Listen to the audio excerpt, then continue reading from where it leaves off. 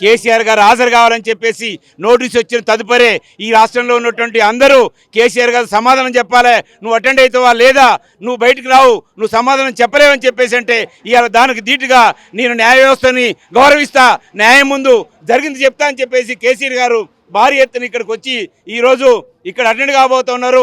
ఇవాళ కాళేశ్వరం ప్రాజెక్టు ఇవాళ అతిపెద్ద ఎత్తిపోతల పథకం ఇవాళ ఈ దేశంలోనే అది ఆ పథకం ద్వారా ఇవాళ అనేక జిల్లాల లోపల ఇవాళ నీటిపారుదల సక్రమంగా ఉంది.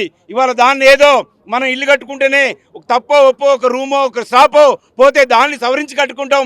2 పిల్లర్లు పోయినంత మాత్రాన 1,00,000 కోట్లు మొత్తం అవినీతి జరిగిందని చెప్పేసి కాంగ్రెస్ ప్రభుత్వం వారు విమర్శిస్తున్నారు.